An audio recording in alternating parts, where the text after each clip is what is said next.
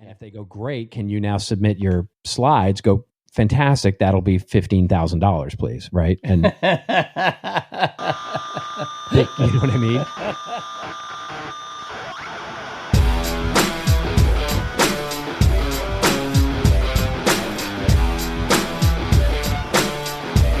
Hello and welcome to the Rose and Rockstar from the Rockstar CMO effing marketing podcast and the Marketing Podcast Network. I'm your host, Ian Truscott. I'm not a rockstar, but I am a CMO and managing partner of Velocity B. It's Saturday the 2nd of August, and in a moment I will join my chum, Chief Troublemaker at 7th Bear, Robert Rose, in our virtual bar, the Rose and Rockstar, where over one of his fabulous cocktails, I pick his brains on a marketing topic which is top of mind for me. This week, if you caught my solo episode, I talked about creating a 90-day plan as part of a CMO recruitment process. And I continue the theme as I wonder what advice Robert would have on that. But first, we need to pay the bar tab. I'll be back in a moment. We'll be right back. We'll be right back.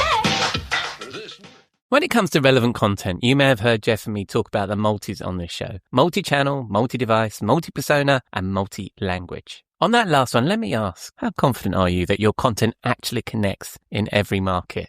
You're not sure? Well, it might be time to check out Phrase. In our experience, this stuff used to be hard, but Phrase makes it simple with its industry-leading AI localization platform that helps you deliver content in multiple languages without losing your tone, your message, or your mind. It automates the manual work, slashes review time, and gives you real data on what's working and where. Brands like Uber and Zendesk trust Phrase to scale their content across the globe and get it right every time. If you're serious about reaching more people and driving better results internationally, head over to phrase.com/MPN and take a look. That's phrase.com/MPN. Are you tired of juggling multiple software tools to manage your agency? Say hello to Deltek Workbook, the ultimate solution for marketing and communication agencies. With Workbook, you can streamline your projects, resources, and finances all in one place. Imagine real-time dashboards and reports giving you full visibility into your projects, people, and financials. Plan your team's capacity weeks in advance to avoid bottlenecks while staying on budget to maximize project margins. Plus, Workbook works perfectly for both agencies and in-house marketing teams looking to boost efficiency and profitability.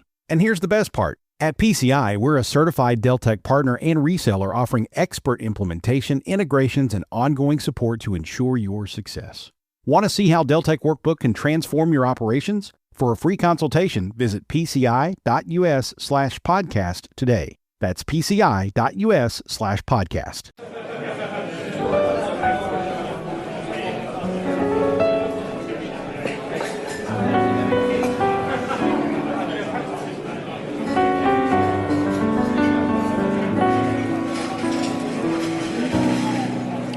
Hello, my friend. Welcome to the bar. Thank you very much, mate. And how are you doing? I'm doing well. I'm busy. It is hot, and it is summertime here in Southern California. It has finally gotten so hot, so warm. Oh, but dear. All is well. How are things in jolly old England? Well, they're good. We had some heat waves ourselves, but they've abated now. We've got the rain and what you would more normally expect to be a British summertime. So Yeah. we're back to it's back to regular old British summertime now. So we're feeling normal. Nice. Yeah. And but I mean, obviously we're going to moan about it. I suspect your news is not 100% Epstein list. The whole. Yeah. Well, I'm afraid it is, because America does dominate our news a lot. But the latest thing is that Trump is picking on Switzerland for some mysterious reason. Yes, right? Exactly. Yeah. It's like, what the hell did they do? So, Yeah. That huge trade deficit we have with Switzerland. Yeah. Yes. So Too many watches. We're uploading too many watches. Yeah, so that's what I was reading. And the other thing is they've got no way of rectifying their trade deficit because there just isn't enough of them to buy American goods. There's no way they can. There's nothing they can do. So it's like, I was just reading about that. So yes. Unfortunately your news does dominate. I apologize for all Americans, for all the sane Americans anyway. I apologize in advance for the fucking nonsense that we're putting out. So to ease our woes, mate, I bet you got a lovely drink for us this week. What have you got? I do indeed. Yes, I do indeed. It's beer, right? So it's summertime, and beer is but it's a special beer. It's a cocktail beer, really. Oh, right. It's known as a michelada, and so this is very popular in Southern California for sure, and Texas, but and especially in Southern California. But so you may find some of the ingredients harder to get in where you live. But the key is your favorite beer. Now, I love Mexican beer with this. Me too. But obviously get any kind of beer you want. Usually you're going to want straight lager here for, you don't want an IPA. You don't want something sweet. You don't want a Guinness, obviously. You don't, a classic lager is what you want here. Now, what you're going to do is you're going to start with a rimmed glass or a mug, depending on how you like to drink your beer, and you're going to put tahini.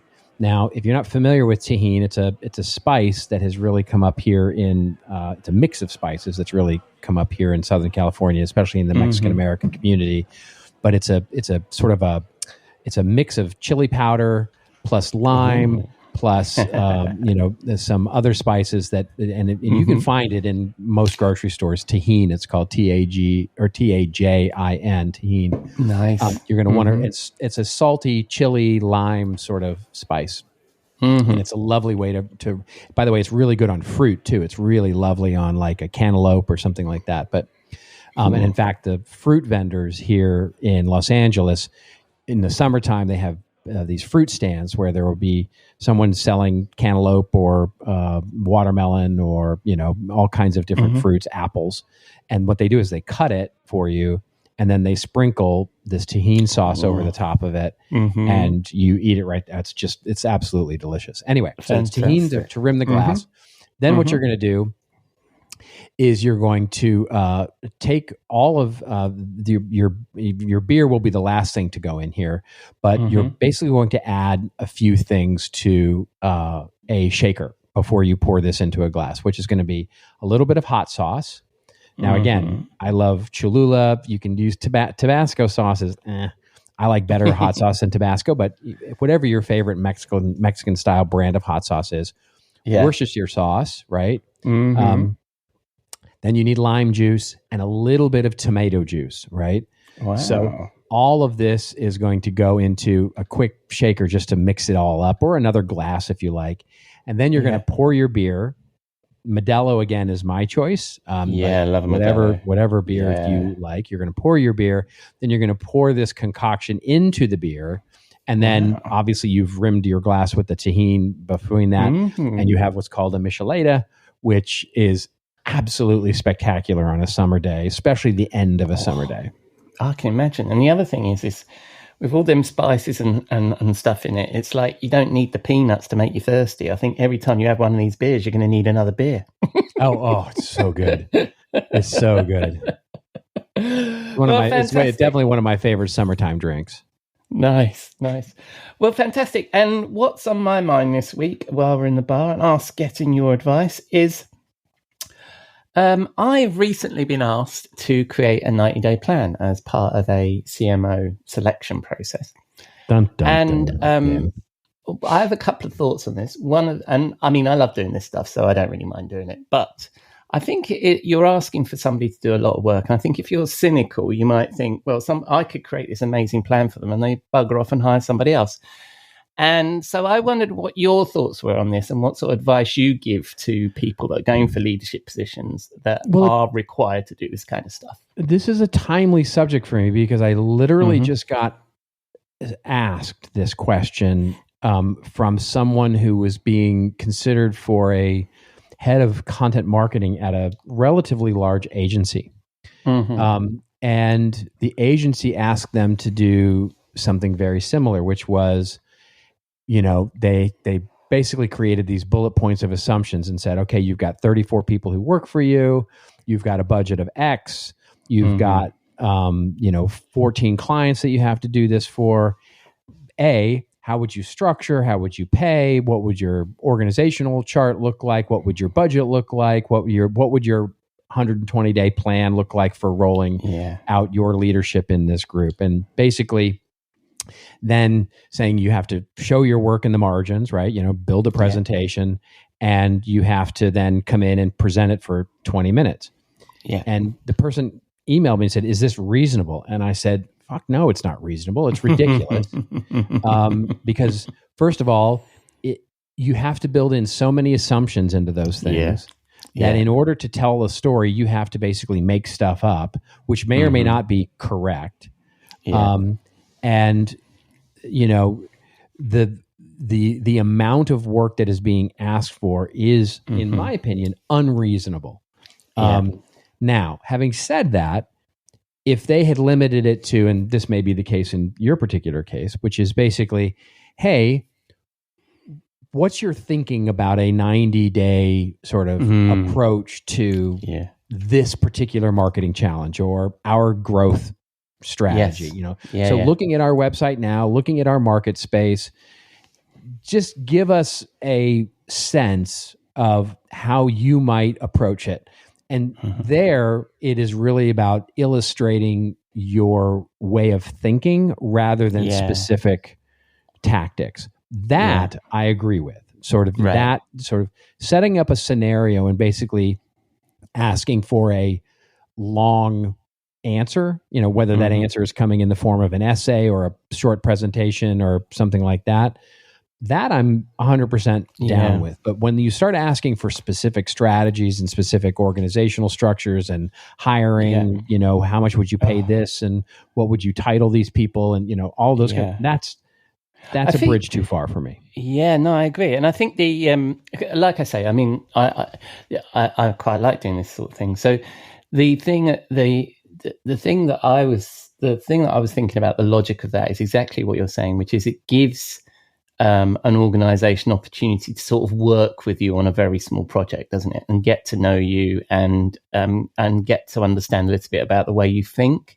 And I think that chemistry can work both ways, right? It's because then you can get a sense of the organization as well. It's a nice mini project to do, isn't it? Better than just doing a regular interview. Exactly. Yeah. I mean, I mean, I had it happen to me, right? So the fear, of course, is that you're going to do something smart and they're going to steal it, right? Yeah. And that's always a weirdly unfounded fear until it actually, and it happened to me. Now this goes back 12 years before, right as I was sort of setting up my own shingle and doing all those things. I was, in those days, I was still interviewing for CMO jobs. And I actually interviewed for a CMO job with if I said the name, you would definitely, it's a nonprofit organization. You would definitely know it's in the tech space. It's a nonprofit in the tech space, forward-leaning technology. And they asked me if, when I went in for the interview, they said, you should be prepared to answer these questions. Basically, how would you do this? And so I prepped and I went, this is how this is the strategy I would have for you. This is, based on what I know now from looking at your market space, and I outlined a complete strategy for them. And I didn't get the job. As it turns out, I really didn't want it, but I didn't get the job. And then 6 months later, I saw my strategy in play for them. So now I'm not saying that I came up with the most unique strategy ever in the history. I mean, any dumbass would have come up with the same strategy I did, basically. Yeah. But to see my strategy then implemented was hurtful, right? It was, and it definitely put a bad taste in my mouth for that brand. So, it's you have to, but it's hard when you're, you have to comply, right? Because it's a buyer's market right now, and so there are a lot of us that are out there competing for the same jobs, and so it's tough when you get those requests. You kind of have to play the game. Yeah. And what I've found, I like your point about the assumptions, because I think if the request is unboxed, then, and the problem with the request being unboxed is you have no idea how much time you should put into this, and that pressure that you're just talking about then leads you to just overdo it, really, isn't it? There is no amount of time that you're going to spend on it because you don't want to regret not spending enough time on it. But the thing that I found was that then I really thought about the assumptions and what I was thinking and making sure that they were stated. And the interesting thing is the first conversation I had about this plan, we spent most of the time talking about the assumptions, right? And doing a little bit of discovery work.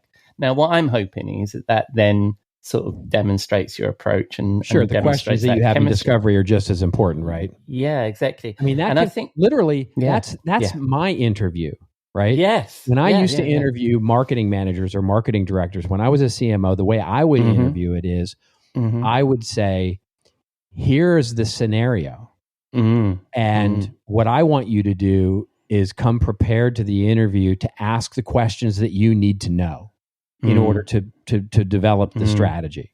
Absolutely. And that's all I would expect is for them to come with smart questions. Yeah. And my in-person interview would literally be them asking me these questions and me answering them to the best of my ability and seeing how our conversation went. Yeah. I think that's because the other thing is then we moved on to the 30 days. And for me, I think that as you move out in your plan, you lose fidelity because of course, 100%. Your first 30 days is discovery. And the problem then was like, well, what I'm now delivering is a fairly generic plan. Like anybody could do this because you don't know, because you haven't done your discovery, right? So if you've got very little... And then the question becomes, do you develop the smart, generic, safe, conservative plan, or do you go so outside the box that you're definitely going to stand out, but it's like shit that they would never be able to do, right? I mean... Yeah, exactly.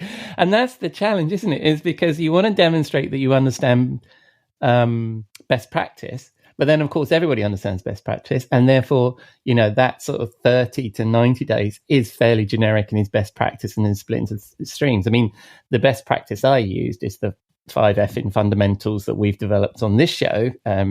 And therefore I had these work streams laid out of what you would do. But you do look at it and you think, well, that's just fair. Everybody can do that. It's fairly generic once you get past 30 days because you don't know what those specific things are that you could do. That's, know, and I mean, one thing that I've, so this is, by the way, the colleague who emailed me and asked me my thoughts on this, for their particular situation. What I told them was, I said, well, look, you have 20 minutes, which is woefully short to present anything, much less a detailed strategy of what they're asking for. Yeah. And so instead, I said, so do the work, do the work with the slides and the detail and the whole, how you would do things and blah, blah, blah. I said, but don't deliver that. Walk in with some note cards or on your phone or on your iPad or whatever for notes and give a 20-minute verbal. And if they go, great, can you now submit your slides? Go, fantastic. That'll be $15,000, please. Right. And you know what I mean? That wasn't what I was expecting what you were going to say. I think that's so good too, because, you're doing a big chunk of work, especially like for us, this is the sort of things we do for clients, right? And therefore to do it for free, it kind of sticks a little bit, doesn't it? Yeah. Yeah. I like that. I thought you were going to say, you just, have the plan and give them the plan, but use that opportunity to chat and understand. I mean, because I'm thinking like those first 20 minutes, you're only going to go through the assumptions in that first initial discovery that's going to help you actually present the plan. All you could do in those 10, 20 minutes is basically give you a summary of, what it is, and you can give the high level, that the thing, and you have in your notes, of course, because you've done the work, you've got the answer to any question that they would ask, but outside of that, the details are what matters. And so it's like, and if they don't value the fact that you value it at $15,000, then of course, then that tells you everything you need to know, right? Absolutely, mate. And I know that today, we're both a bit back to back today, so I'm going to let you leave the bar. And if somebody wanted content they would value at $15,000, where would they find that, mate? Hey, well, check out my new website at robertrose.net, my new personal website. At robertrose.net, we haven't talked about robertrose.net for ages. What's that? We haven't talked about robertrose.net for ages. I know, right? So it's I'm kind of excited about it. I've relaunched my new website. Now it's still like literally as we speak. By the time this goes live, it'll be polished and ready to roll. But like if you were to hit it right now, you'd go, "Hey, what the hell?" So, but you do by know the time that's this tomorrow. airs, This is going to go it'll live. be yeah, it's tomorrow, right? I got shit to do, man. Oh, that's true. Your time zone's way ahead of me, so we're in good shape. Yeah, that's right. Yeah. That's right. So it'll be well in order by the time you get there. Nice. Yeah, so it's going to be where I'm going to start to centralize a lot of things. Hey, dude, you're looking good, man. I just brought it up on my screen. That is quite the transformation. Nice work. I'll include a link to that in the show notes, of course. Actually, I lost the tie. I lost the all that. Yeah, look at you, man. And then if people spin the dial on the interwebs, where are they going to find you? LinkedIn, for sure. LinkedIn. And I've kind of given up on Threads and Blue Sky. Yeah. It's a shame. I was on Blue Sky today, and I realized everybody's left the building. So, right? Yeah. I mean, Blue Skies, everybody's gone, and Threads is just like all politics all the time, right? So it's like, yeah. I love this Robert Rose.net. Well done, man. And the other thing is, I know that on your podcast, you've had a bit of a summer where you and Joe have been like doing these solos, and you are both back next Friday, right? As both of you together. Next Friday will be our first show back in business, and looking forward to seeing my friend again. He's been busy. Yeah, well, he's been our personal guru today. We've all got to fix up, look sharp from what he told us today on the podcast. We've got to eat well and get our healthy bodies and stuff like that. So I'm looking forward to your football nonsense and get us back to that. Yeah. Nutritional advice is not something I would necessarily take from Joe Polizzi. But... Man, if you're gonna give me nutritional advice, which is spicy beer, I'm all in. Yeah, exactly. That's do as I say, not as I do. Excellent, mate. And most importantly, will I see you in the bar next week? Yeah, of course you will. Yeah, I'll see you then, man. Cheers. Thank you, Robert. I now have personal website envy. Go check out robertrose.net, and you'll also get a sneaky peek of his book, which I think we'll be discussing next week or certainly the week after. So that's a wrap on our visit to the Rose and Rockstar. Thank you for joining us. You can find links to Robert's podcast, his shiny new website, and his work at Seventh Bear, and all my links in the show notes at rockstarcmo.com, where you can also find links to our newsletter, blog, previous episodes, and all the things. Coming up this week, Kathy makes her monthly visit fresh from CMS Connect 25 to share her session, which is literally called The Big Topics Right Now. And as you heard, Robert will be back in the bar on Saturday. In the meantime, as Robert Rose once said, marketing is telling the world you're a rock star. Content marketing is showing the world you are one.